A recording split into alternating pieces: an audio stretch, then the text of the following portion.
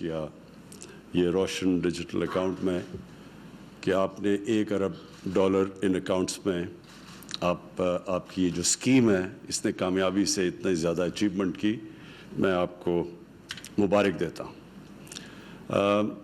یہ جو آپ کی نئی اور اس کو آگے بڑھانے کے لیے اور اوورسیز پاکستانیز کی پارٹیسپیشن بڑھانے کے لیے جو آپ نے 2 روشن اپنی کار اور جو روشن سماجی خدمت یہ جو 2 آپ نے اور پروڈکٹس دیے ہیں انشاءاللہ یہ کامیاب ہوں گے.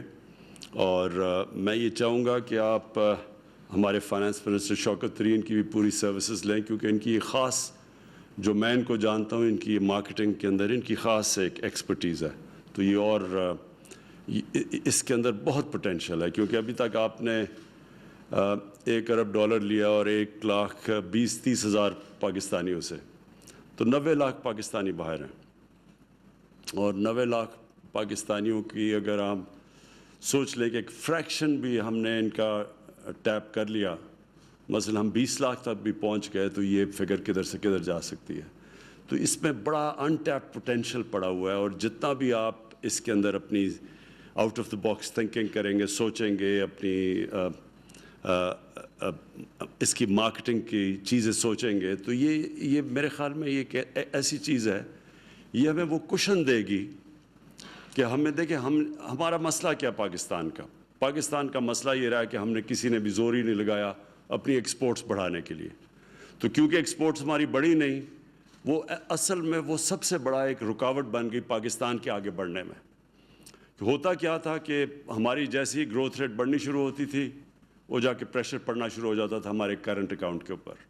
وہ جیسی وہ ڈیفیسٹ کے اوپر جانا شروع ہوتا تھا ساری جو ہماری گروتھ ریٹ ہے وہ اس لیے رکتی تھی وہ جو بوم اور بس سائیکل تھا کہ ہمیں پھر ڈالرز کی کمی ہوتی تھی کیونکہ جیسی جیسی گروتھ ریٹ بڑھتی تھی امپورٹس بڑھتی تھی ڈالرز کی کمی ہوتی تھی ایکسپورٹس بڑھتی نہیں تھی.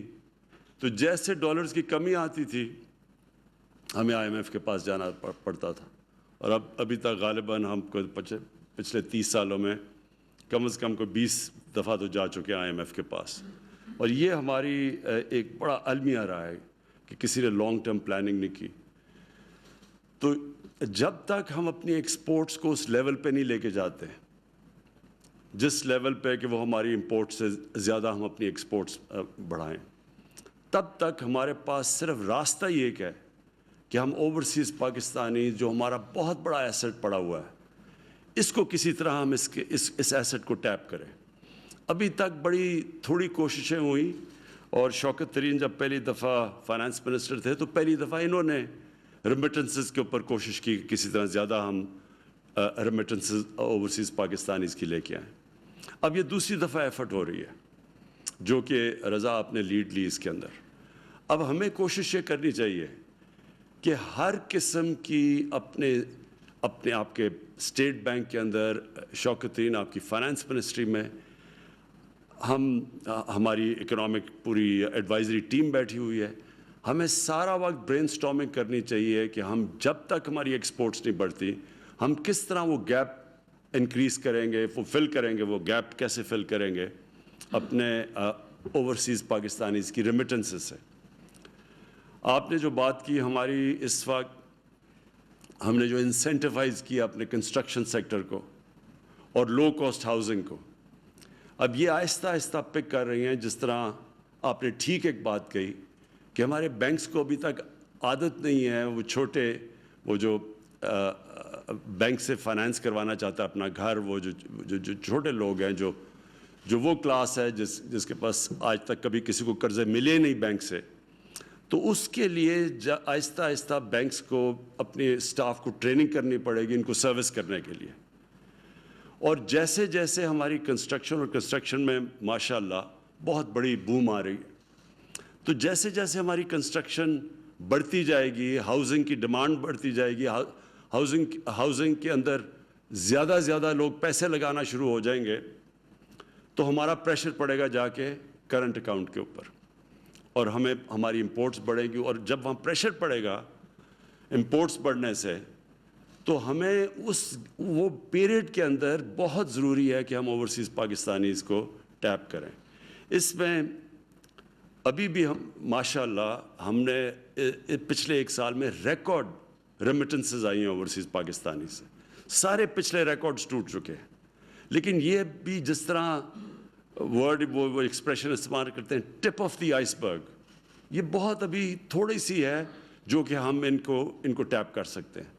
اور یہ وہ پھر سے میں وہ کہتا ہوں کہ وہ جب تک ہماری ایکسپورٹس اس لیول پہ نہیں پہنچتی تو یہ پر انوویٹ کریں گے، سوچیں گے، اس میں برین سٹارمنگ کریں گے، اور اس سب سے بڑے پوٹینشیل کو ٹیپ کرنے کے لیے اتنا ہمارے لیے آسانیاں پیدا ہوتی رہیں. ہمیں وہ کرنچ نہیں آئے گا جو کہ ہمیشہ آ جاتا ہے کرنٹ اکاؤنٹ کے اندر جب ہمارا وہ ڈیفیسٹ پہ چلا جاتا ہے.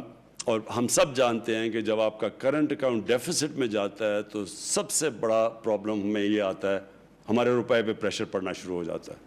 اور جب روپے پہ پریشر پڑتا ہے تو سب کچھ ہماری جو گروتھ ریٹ ہے سب افیکٹ ہو جاتی ہے، جس میں جو ایک چیز افیکٹ ہوتی ہے انویسٹمنٹ، فورن انویسٹمنٹ. کیونکہ جب لوگوں کو یہ انسرٹنٹی ہو جاتی ہے کہ روپے کی اسٹیبلٹی نہیں ہے تو وہ جو باہر سے جو لوگ انویسٹ کرنا چاہتے ہیں وہ پھر ان کے لیے آسان ہوتا ہے.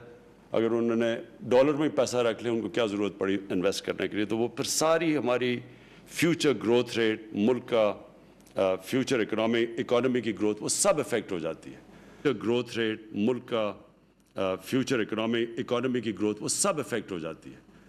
تو اس لیے یہ روشن ڈیجیٹل بڑا امپورٹنٹ ہے ہمارے لیے. بینکس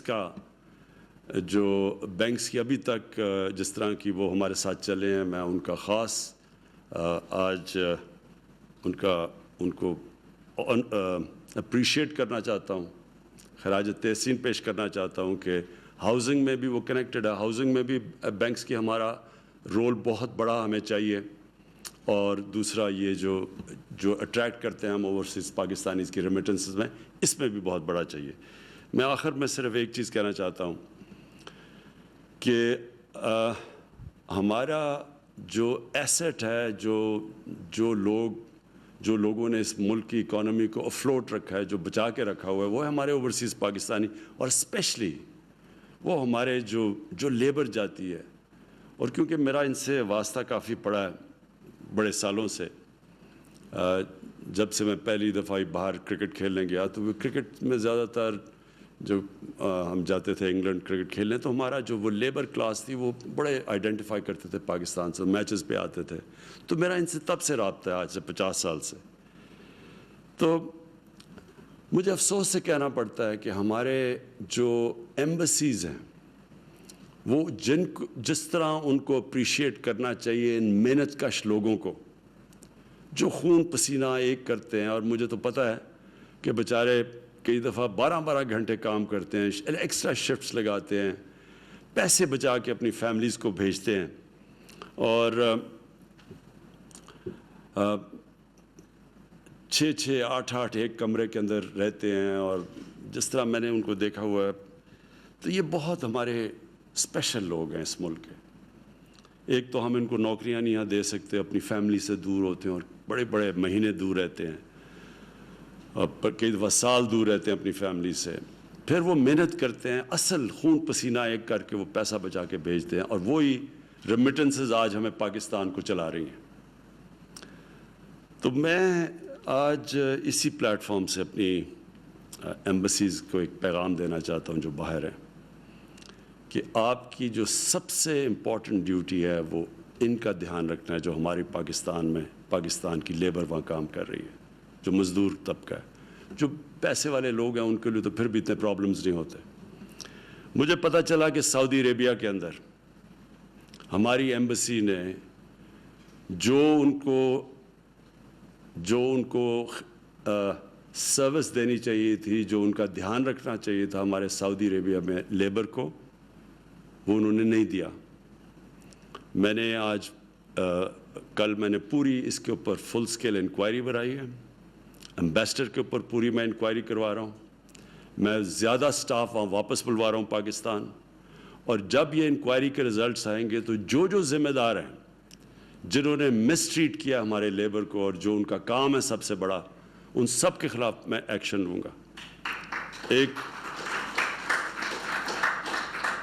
ایک ہم ان کی مثال بنائیں گے کہ یہ ان کا جو سب سے بڑا کام ہے ان کی مدد کرنا، بجائے مدد کرنے کے مجھے یہ بھی رپورٹس آئی ہیں کہ ان سے پیسے لیے جاتے تھے. تو یہ میں آج صرف اس لیے کہہ رہا ہوں کہ اس میں پوری انویسٹیگیشن اب ہو رہی ہے، بڑی ہائی پاورڈ انویسٹیگیشن ہو رہی ہے، اور جن جن لوگوں نے ہماری لیبر کو سے ایکسٹارٹ کیا، مسٹریٹ کیا، اپنا کام نہیں کیا، ان کے اوپر ہم ایک مثالی سزائیں دیں گے ان کو. پھر سے میں آپ کو رضا باقر، آپ کو، آپ کی ٹیم، مرتضیٰ، مجھے پتہ مرتضیٰ نے بڑا زبردست کام کر رہا ہے، میں اس کو بھی میں آج ایکٹالج کرنا چاہتا ہوں، اور میں یہ امید رکھتا ہوں کہ آپ اسی طرح جس طرح آپ out of the box thinking کر رہے ہیں اور سوچ رہے ہیں اور انوویٹ کر رہے ہیں اور نئے طریقے کر رہے ہیں، کیونکہ یہ بہت بڑا 90 لاکھ پاکستانی اوورسیز بہت بڑا ایسٹ ہمارا بیٹھا ہوا ہے باہر، اور اس کو ہم نے ابھی کوشش، جس طرح میں نے کہا، جب تک ایکسپورٹس نہیں بڑھتی، اس ہم نے اپنے بڑے اثاثے کو صحیح معنی میں ٹیپ کرنا ہے. بہت بہت شکریہ.